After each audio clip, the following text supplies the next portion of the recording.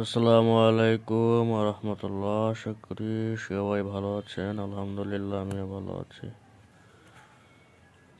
তো যে বিষয়টা নিয়ে আলোচনা করব সেটা হচ্ছে গিয়ে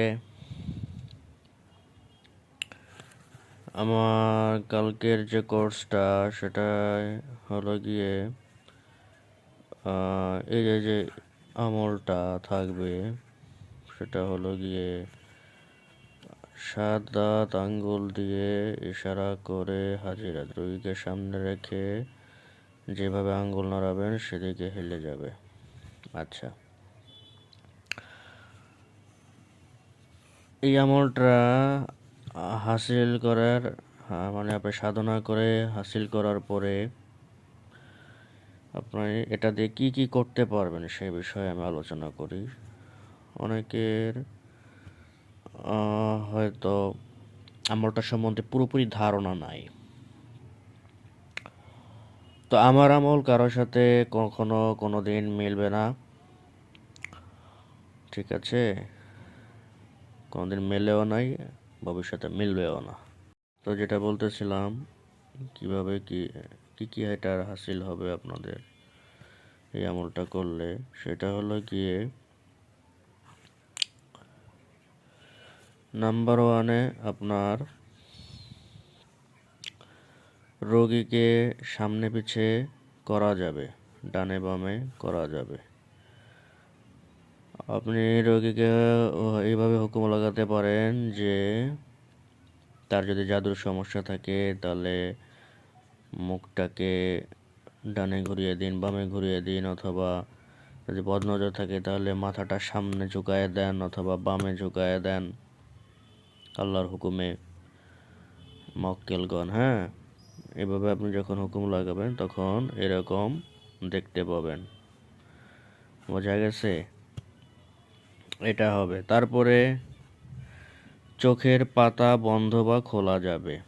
রোগীকে আপনি আপনার ইচ্ছা মতো আঙ্গুলের ইশারা দ্বারা এইভাবে আপনি চোখের পাতা বন্ধ এবং খুলতে পারবেন।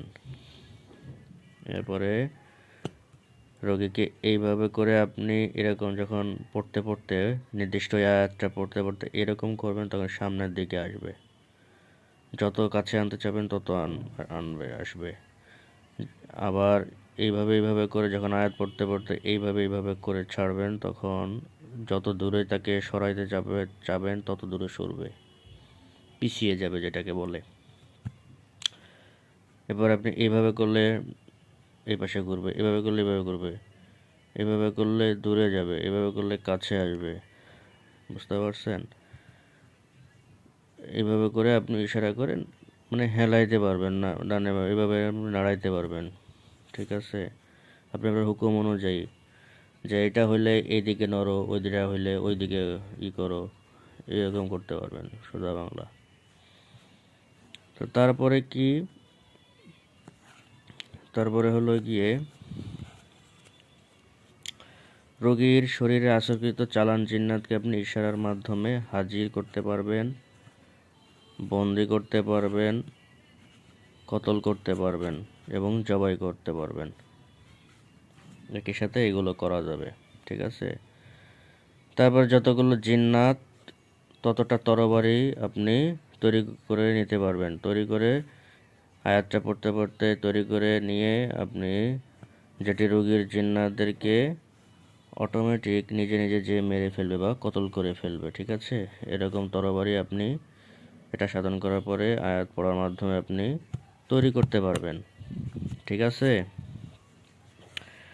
তারপরে হচ্ছে মানুষকে বশীভূত করার বিশেষ শক্তি হাসিল।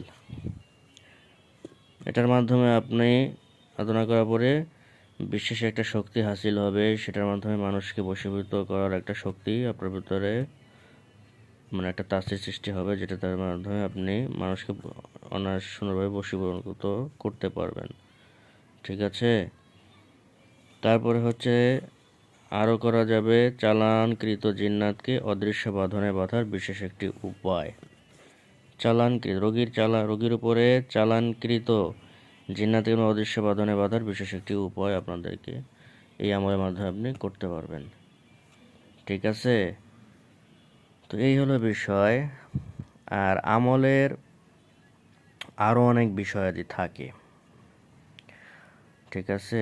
এগুলো আমি যেগুলো বললাম এই আমলে, হ্যাঁ, এইগুলো আপনি করতে পারবেন। এখন আমার কথা হলো গিয়ে, এখন আপনি মিলায় দেখেন এরকমভাবে এই আমলটা কেউ দিছে কিনা আপনাদেরকে, ঠিক আছে? এখন আপনি এটা বসে বসে মিলায়েন, চিন্তা ফিকির করেন যে এই আমল, এরকম আমল বিগত দিনে কেউ দিছে কিনা, তাহলে আপনি উত্তর পেয়ে যাবেন, ঠিক আছে?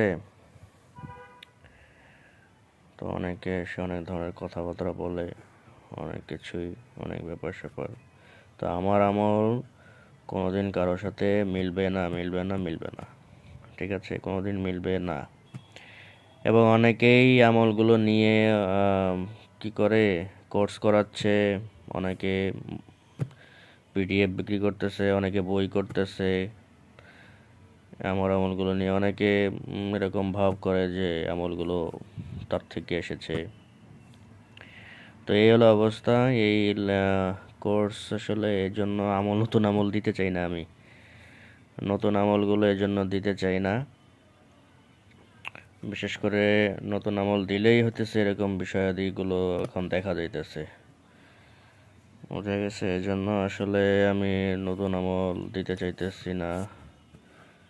তো যত নতুন আমল আমি এনেছি, আমলগুলো দিয়েছি আমার ছাত্রদেরকে কোর্সের মাধ্যমে, সামনে আর আনবো কি না ভাবতেছি যে অবস্থা।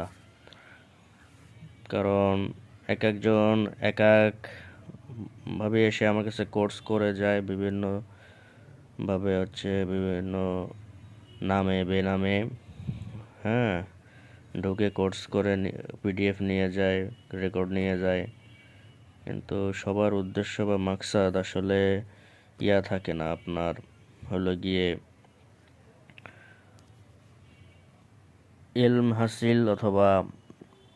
হাসিল যেটা, তারপরে হচ্ছে গিয়ে আমল করার মতো মন মানসিকতা সবার থাকে না। ম্যাক্সিমামেরই হচ্ছে কোর্স করানোর ধান্দা, অথবা পিডিএফ বিক্রি, অথবা হলো গিয়ে আপনার বই বের করার চিন্তা, অথবা হলো গিয়ে কোর্স করানোর মতো অবস্থায় তো সবাই আছে। তারপরে আবার গিয়ে হলো অনেকে আবার এমন ভাব করে বসে যে আমলগুলো তার থেকে এসেছে, সে অনেক বড় বাবা হয়ে গেছে, এরকম একটা অবস্থা। কেউ আবার স্বপ্নে পায়, কেউ আবার জিনের মাধ্যমে পায়, অনেক ব্যাপার স্যাপার আদি কি কমু। তো কোর্স আর আসলে নতুন আমলের জন্য আমি দিতে চাই না এই লাইনের, ভাই। এই হলো অবস্থা। নতুন আমল আসলে মানে আর দেওয়াই আসলে ঠিক না, যা দেখতেছি। তো ঠিক আছে, এই হলো বিষয়। তো এটা আপনারা দেখবেন খেয়াল করে যে আমি যে কালকে যে হাজিরাতের কোর্সটা করাবো, এইভাবে 7 আঙ্গুল দিয়ে ইশারা করে এই হাজিরাতটা এইভাবে কেউ দিচ্ছে কিনা। এবং আমি তো এই যে 1টা 2টা 3টা 4টা 5টা 6টা 7টা বিষয় বললাম যে এই আমলটা সাধনাটা করার পরে আপনার এই 7টা হাসিল হবে। সেই সাথে আরও কিছু বিষয় আমি গোপন রাখলাম, সেগুলো আমার খাস ছাত্রদেরকে আমি দিব, বা কোনোদিন হয়তো আপনাদের প্রকাশ করব। শুধু এই 7টা না, এতে আরও কিছু বিষয় আছে যেগুলো আমি এখানে বলি নাই, আমার এই ভিডিওতে আমি বললাম না। সেগুলো আমার খাস ছাত্রদেরকে আমি হয়তো দিব, অথবা কোনোদিন সময় হলে হয়তো আপনাদেরকেও সেটা প্রকাশ করে দিতে পারি আমি। তো সবাই আমার জন্য দোয়া করবেন, আর এগুলো মেলাবেন যে বিগত দিনে এইরকম এই হাজিরাতের সাথে এই বিষয়গুলো দিয়ে, এই যে বিষয়গুলো আমি উল্লেখ করলাম, এগুলো এই একই আমলের ভিতরে এরকম 7 আঙ্গুল দিয়ে ইশারা করে এই হাজিরাত, এইরকম কোনো হাজিরাত কেউ দিছে কিনা যে এটা একটা সাধনার ভিতরেই এতগুলো বিষয়াদি আছে। এবং শুধু এটা না, আরও অনেক বিষয় এর ভিতরে গুপ্ত আছে, সেগুলো হয় আমার খাস ছাত্রদের দিব, অথবা ভবিষ্যতে যেটা বললাম কোনো দিন আপনাদেরকে ভিডিওর মাধ্যমে হয়তো আমি জানিয়েও দিতে পারি যে এটার ভিতরে এগুলো আছে, এগুলো করা যায়, তাই না? তো সবাই ভালো থাকবেন, আমার জন্য দোয়া করবেন, আমার জন্য দোয়া দরখাস্ত। আসসালামু আলাইকুম ওয়া রাহমাতুল্লাহ।